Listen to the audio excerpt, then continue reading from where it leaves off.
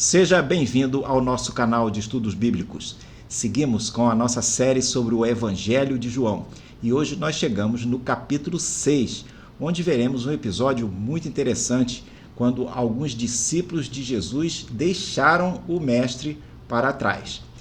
Importante você ter em mãos a sua Bíblia, pois leremos algumas passagens que serão a base para o nosso estudo de hoje. E também juntos orarmos ao nosso Deus, importante isso, para que Ele dirija o nosso estudo. Eu convido você a fazer isso comigo nesse momento. Bondoso Deus, queremos te pedir que Tu nos orientes nesse estudo, que Tu nos ajudes a compreender a mensagem que Tu tens para nós e que Tu nos ajudes também a colocar em prática aquilo que viermos a aprender. Em nome de Jesus, amém.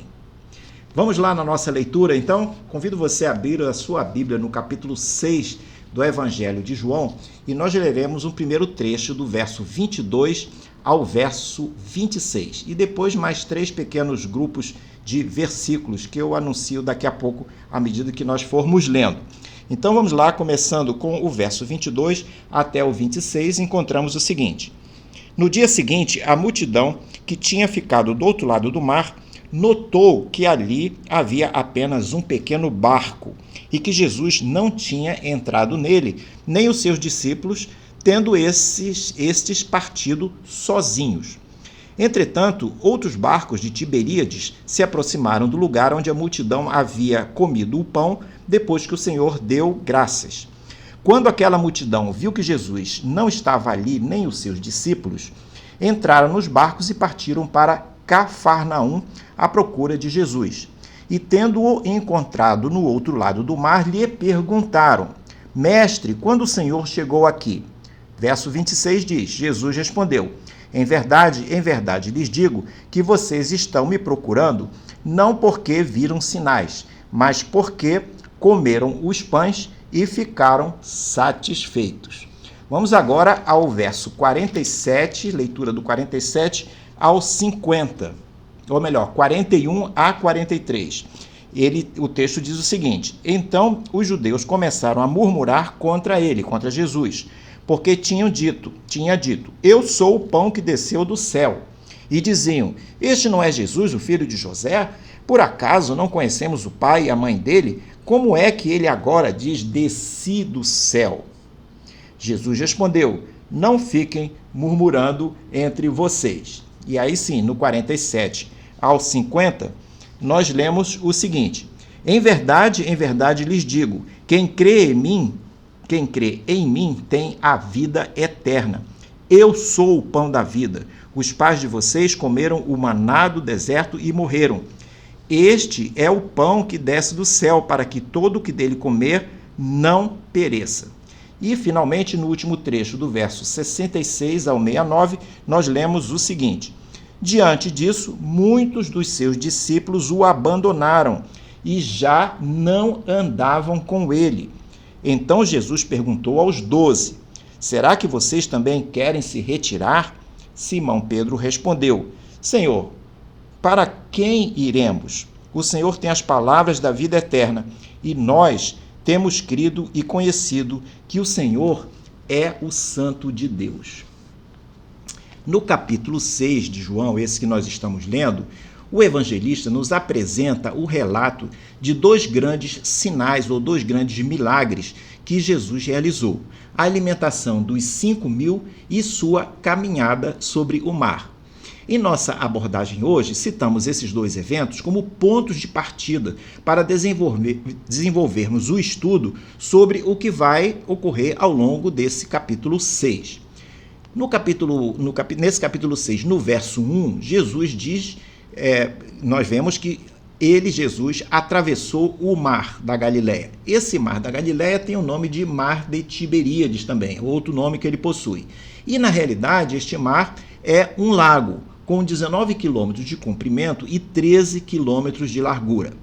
A leitura que nós, se fizermos dos demais evangelhos, nos indica que Jesus e seus discípulos viajaram para o lado oriental desse lago, onde fica a cidade de Betsaida, perto de onde iria acontecer o milagre da multiplicação, onde havia aqueles 5.000 homens, como é relatado no texto. A leitura dos demais evangelhos é que nos dá essa visão mais completa. A menção à alimentação de 5.000 se refere apenas aos homens. Se considerarmos as mulheres e crianças, pode-se chegar a uma multidão de 10 a 12 mil pessoas, ou até mesmo mais do que isso. É provável que a maioria dessa multidão que seguia Jesus estivesse mais interessada nos poderes milagrosos dele do que em seus ensinos. Eles queriam resolver suas necessidades físicas de alimento e de abrigo. Queriam também liberdade por conta da opressão que sofriam face ao domínio político dos romanos. Eles estavam prontos para aceitar um Messias que fosse político, que pudesse mudar a economia, reduzir os impostos, dar emprego, baixar o preço dos alimentos. Mas Jesus seria esse Messias? A fama de Jesus estava crescendo, especialmente pelas curas que ele realizava.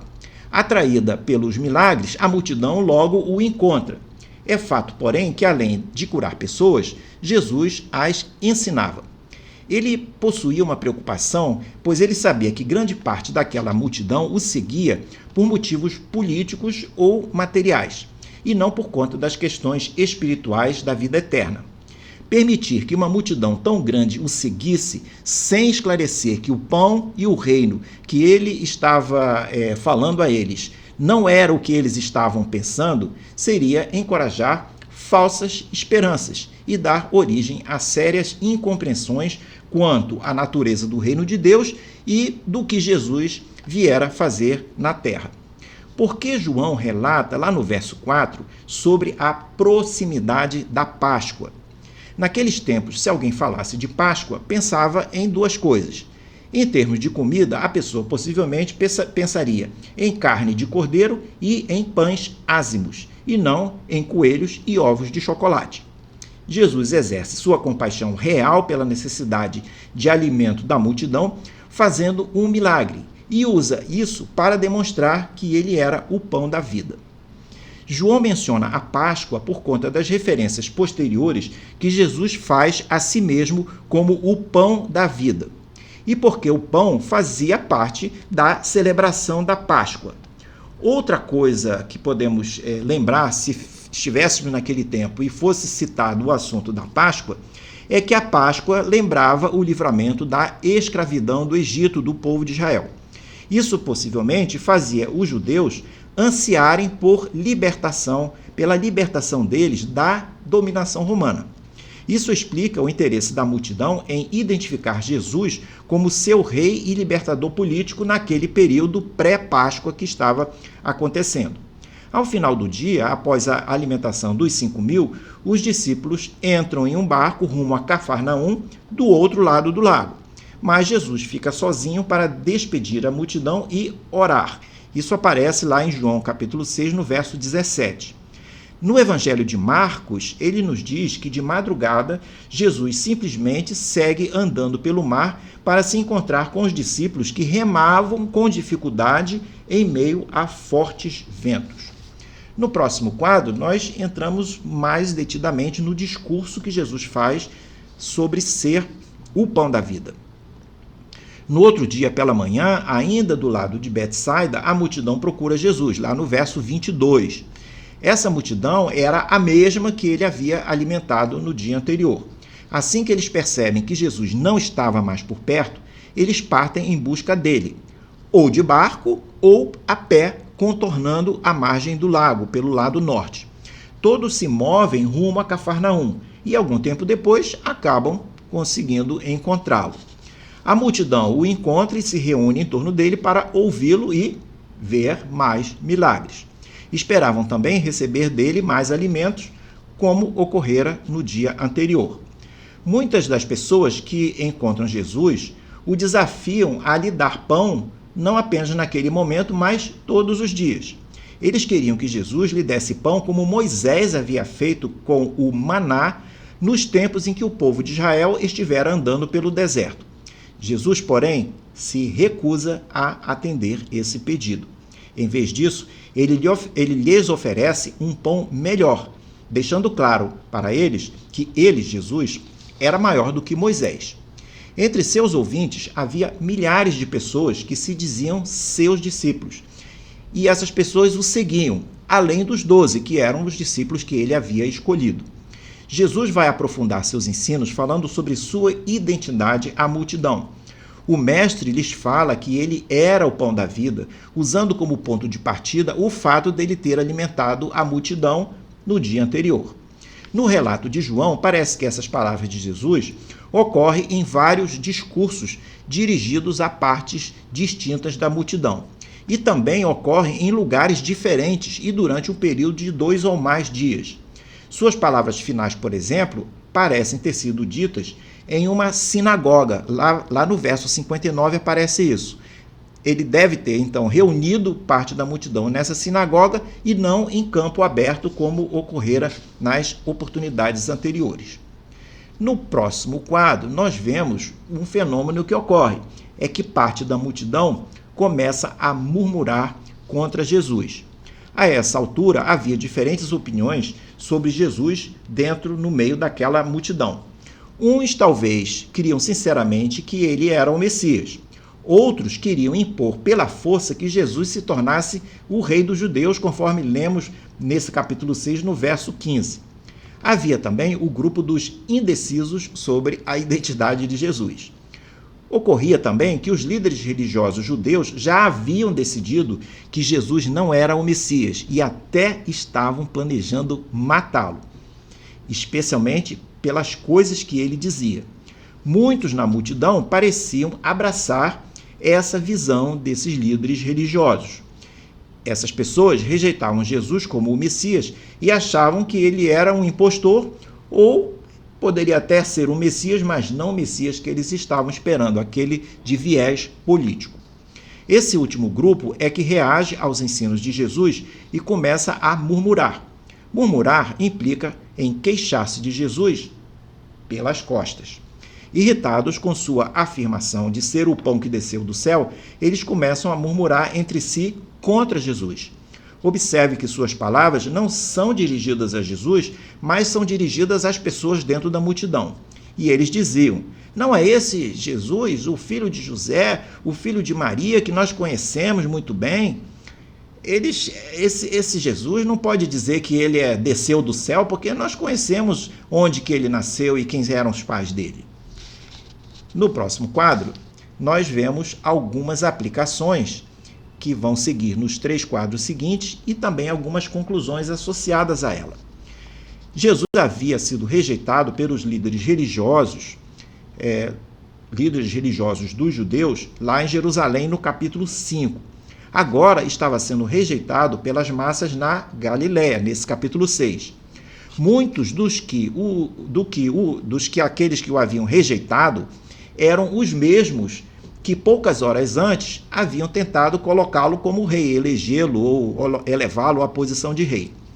Nessa parte das aplicações, nós vamos destacar 6 razões equivocadas pelas quais as pessoas até procuram Deus, mas acabam deixando-o para trás, acabam rejeitando-o, como fizeram os inúmeros discípulos que seguiam Jesus e o rejeitaram nesse relato que nós estamos estudando. Vamos lá, então. O primeiro motivo é que muitas pessoas buscam Deus para satisfazer suas demandas pessoais. Elas quase sempre, essas demandas, são demandas físicas e materiais, e não demandas espirituais.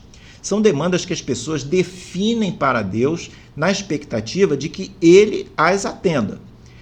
Queremos saúde física, sucesso, queremos comida na mesa, mas não há nada errado em desejar essas coisas. O que é errado é desejar apenas essas coisas.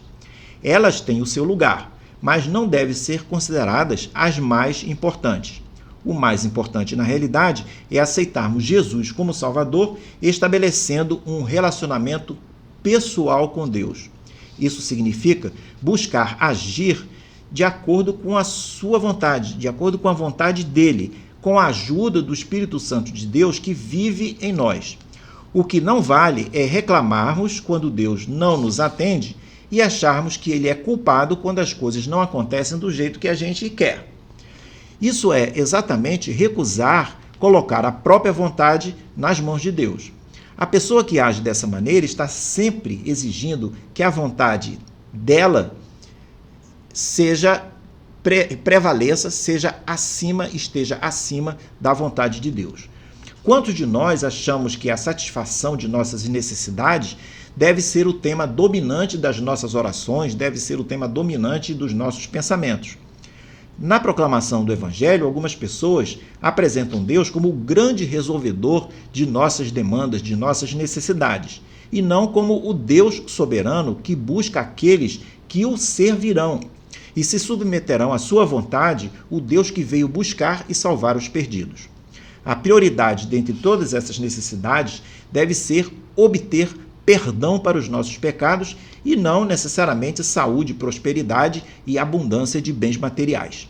Segundo motivo que alguns usam para se afastar de Deus.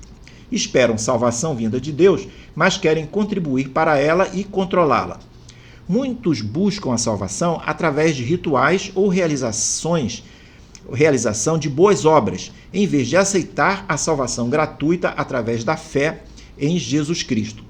Recusam o que os evangelhos ensinam, que a salvação não se obtém por méritos próprios, mas sim pela graça. Graça é receber alguma coisa que você não merece. Em nosso orgulho, a vontade própria, nosso orgulho junto com a vontade própria, muitas vezes, nesse mecanismo, nos faz recusarmos o que Deus nos oferece gratuitamente e, com isso, tentamos obter salvação através das nossas ações. As pessoas que defendem esse pensamento de que as nossas ações é que vão nos salvar, entendem que nossos pecados têm que ser pagos. E, nesse aspecto, elas estão certas.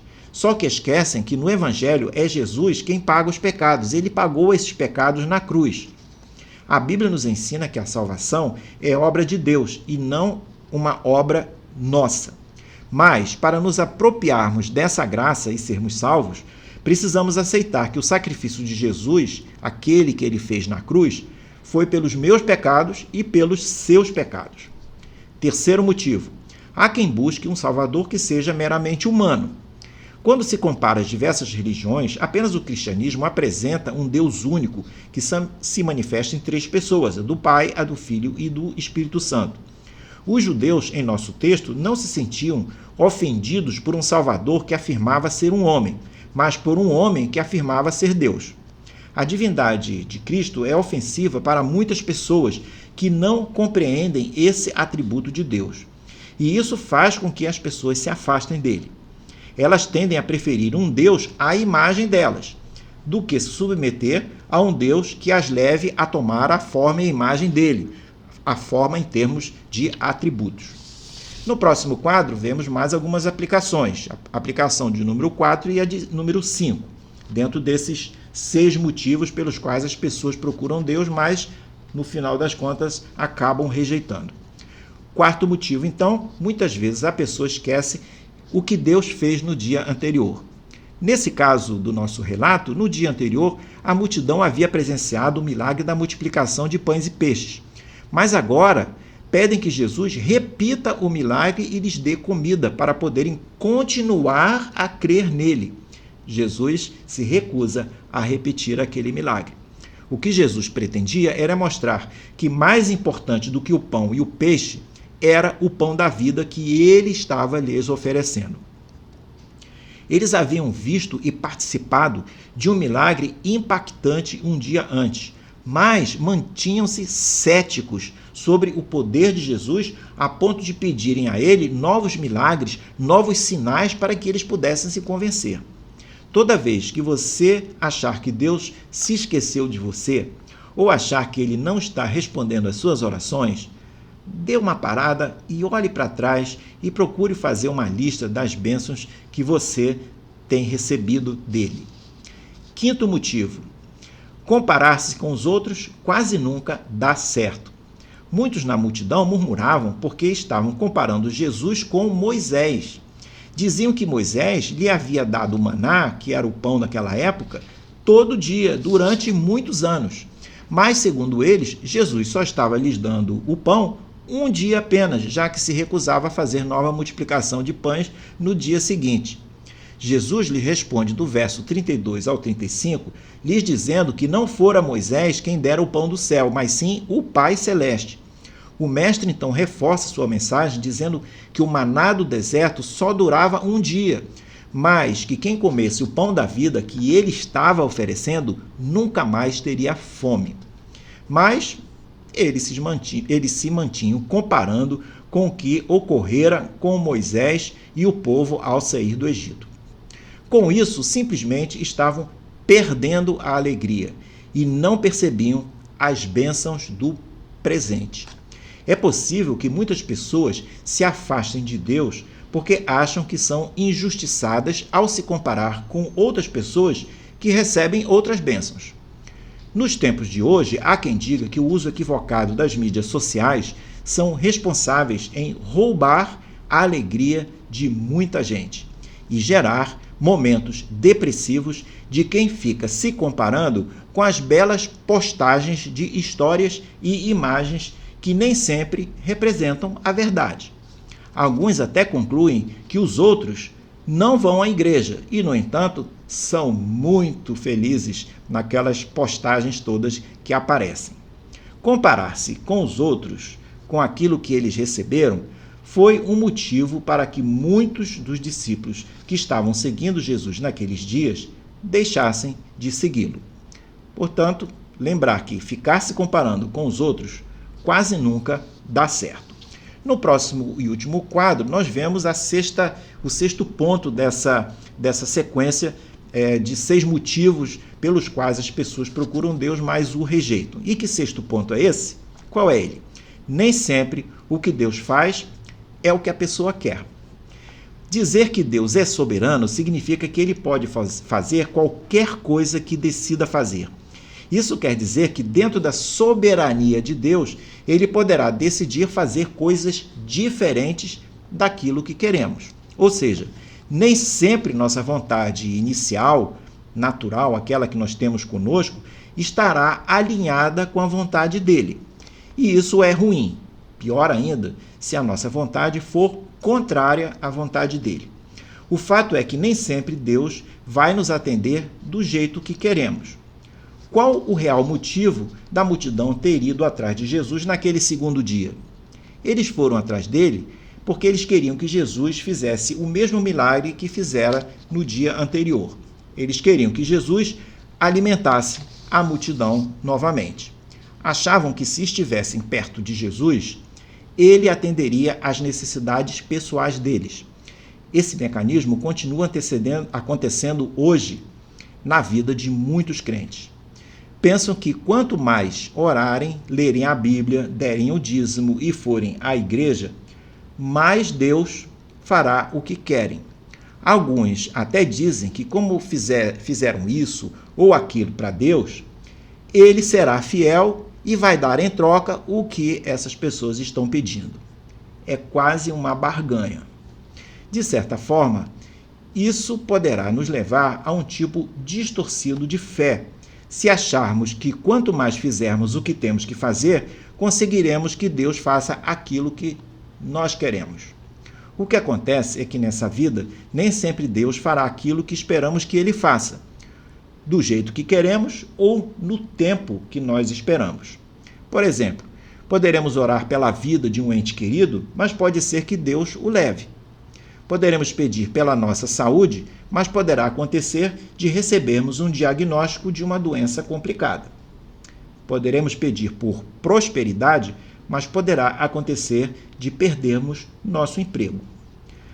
Muitos ficam com raiva de Deus quando ele não faz aquilo que querem. Em alguns casos, quando Deus não faz o que a pessoa espera ou deseja, ela fica com raiva de Deus e tende a se afastar dele. Foi o que aconteceu com muitos daqueles discípulos.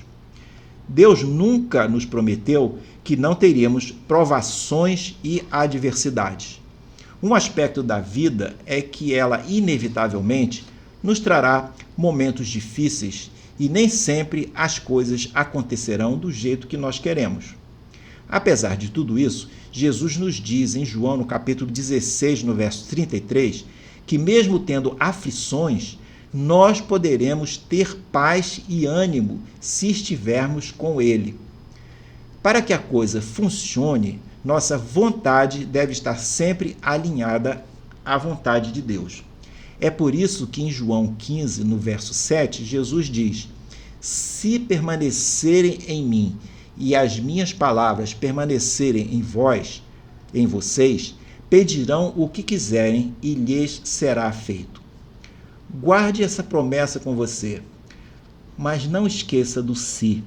Eu vou repetir de novo para você lembrar do se.